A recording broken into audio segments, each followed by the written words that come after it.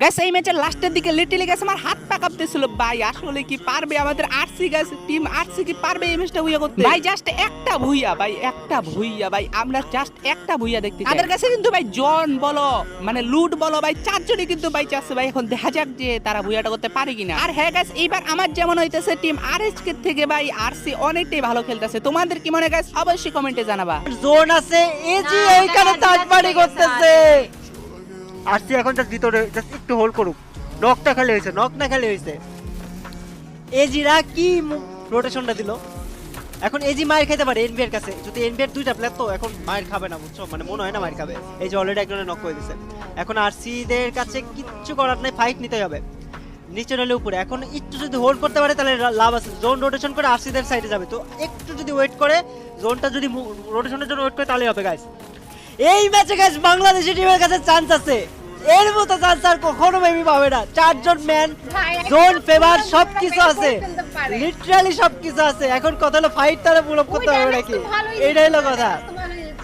গ্যারেট করতেছে, লিখু গ্যারেট করতেছে, কিন্তু কথা হলো গ্যারেটটা জায়গা মতো পড়ে নাই। এই জিজা সোল আর সিজাস কিছু না, জোনটা রোটেট করবে, আস্তে আস্তে ওয়াল বেড়ে পিছনে চলে আসবে, এই দুই টিমের ফাইট লেগে যাবে, জাস্ট থার্ড পার্টি করবে বুয়াটা, মানে ক্যাপ্টেন যে ভাই জাস্ট ফল ব্যাক করতে যায়, ড্যামেজ না খেলে হয়েছে, পিছনে যাবে, জাস্ট জোনটা শিফট করবে, জোন শিফট করতেছে অলরেডি, জোন শিফট করা শুরু, পিছনে যাও ভাই।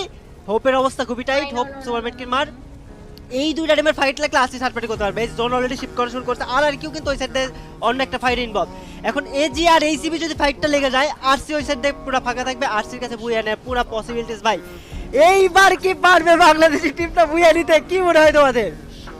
চান্স, জোন, সবকিছু আরসির কাছে, সবকিছু আরসির কাছে, লিটারালি সবকিছু আরসির কাছে, কিচ্ছু করতে হবে না, কোনো মতে বুইয়াটা নিতে হবে এই টিমটারে। আরসি কি পারবে নাকি? যারা যারা স্ট্রিমটা দেখতেছো সবাই একটু করে লাইক করে দাও, স্ট্রিমে ফেসবুকে যারা দেখতেছো লাইকটা করে দাও, ইউটিউবে যারা দেখতেছো লাইক করে দাও। আরসি ভাই উপরে উঠে গেছে, ভালো একটা পজিশনে উঠে আছে ভাই, কোনো মতে পিছনে 3v1 স্প্লিট আছে, ফাইম জাস্ট নক না খেলে হইছে, ফাইম যদি নক না খেলে চুপচাপ পজিশন হোল্ড করতে হয় তাহলে হয়ে যাবে ভাই।